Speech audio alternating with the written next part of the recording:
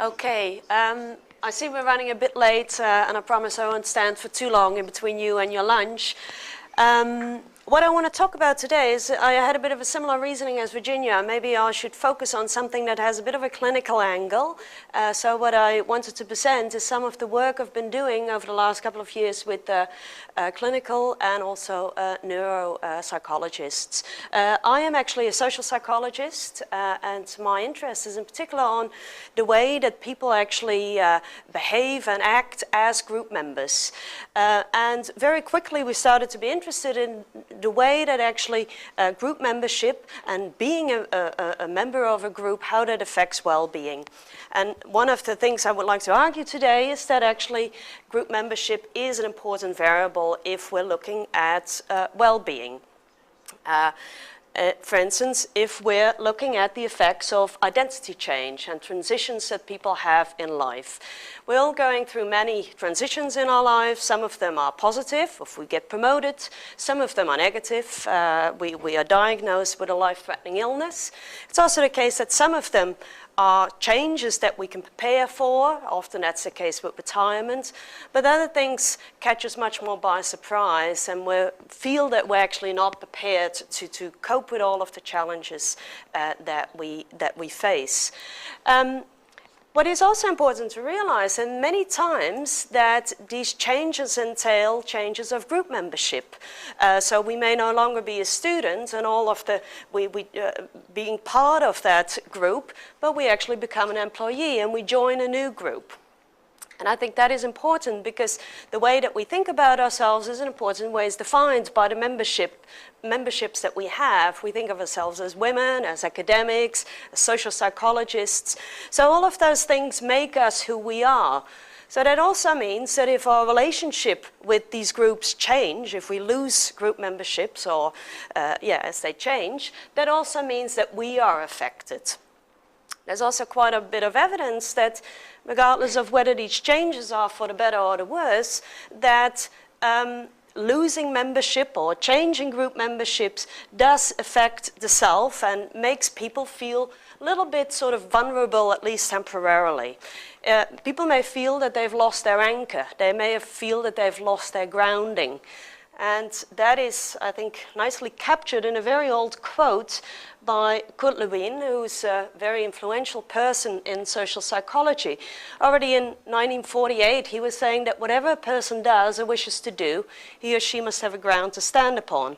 And this is probably the primary reason why he or she is extremely affected the moment this ground begins to give way. Yeah? So grounding is something that we're looking for. And a little later he also says, well, where do we get that grounding from? Well, one of the most important constituents of the ground on which the individual stands is the social group to which he or she belongs.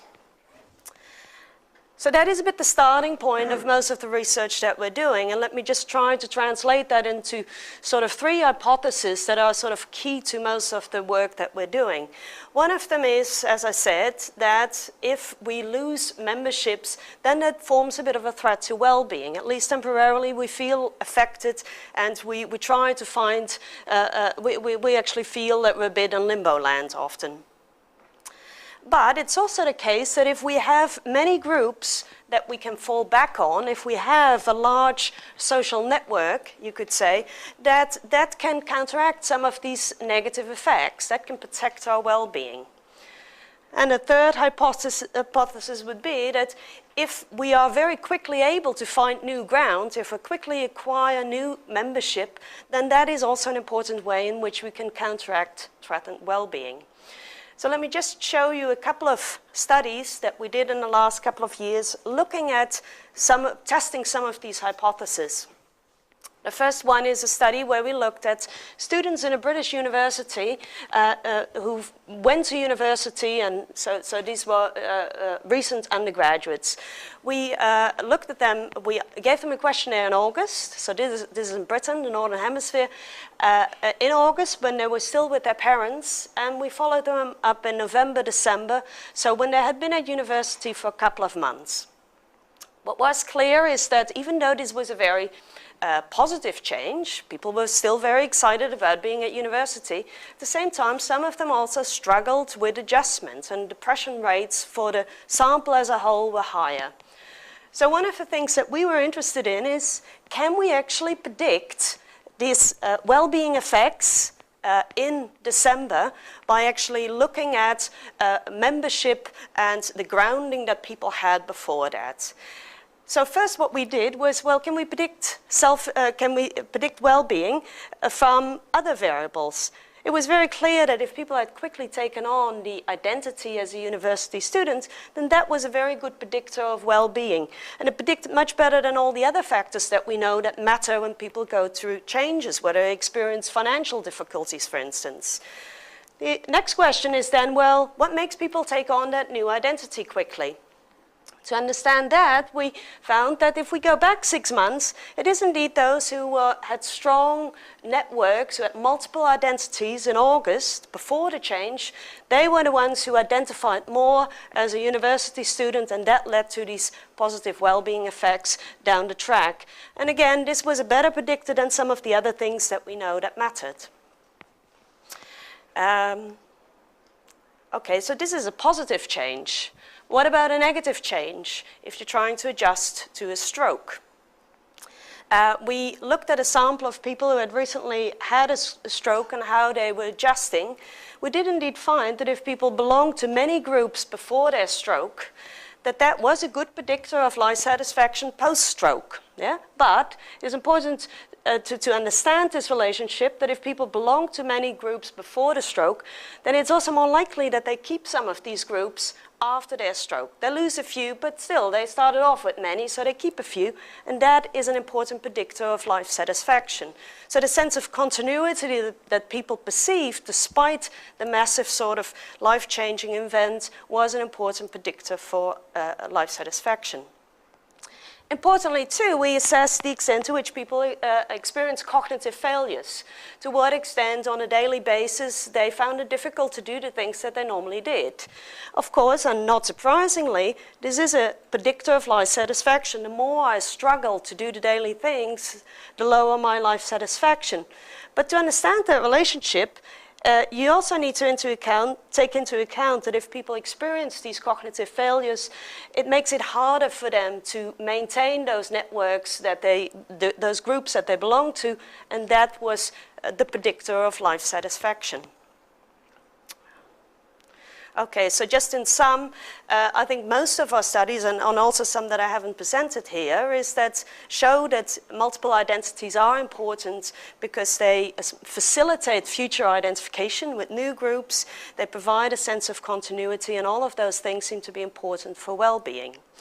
But you could, of course, sort of say, we already knew this, right? We know that if people are well connected, that is positive for well-being. We also know that the more groups that people have, that is good for well-being. Social isolation contributes negatively to well-being. So what's new here? I think maybe the thing that it's maybe not so much what's new here, but there are a couple of things that I find important to point out here. And the first one is that I think it's only recently that we started to realize how the size of these effects and how large the effect sizes are. And to just hit that home, what I found most useful was a quote that I came across from Putnam, who, after reviewing the literature and reviewed the whole field, this is what he concludes. So he says, as a rough rule of thumb, if you belong to no group but decide to join one, you cut your risk of dying over the next year and a half. So as an example, if you smoke and belong to no groups, it's a toss-up statistically whether you should stop smoking or start joining. Yeah? And this has implications. So he finishes with saying, well, these findings are in some ways heartening. It's easier to join a group than to lose weight, exercise regularly, or quit smoking. And I think this last bit is important because it also shows that in addition to all the other factors that we focus on, healthy living, a healthy diet, maybe we can also sort of focus on the social connectedness of people as a factor that is essential that we can work with if we want to improve people's health. There's a second point that I want to make, that even though there is quite a bit of research on the relationship between being connected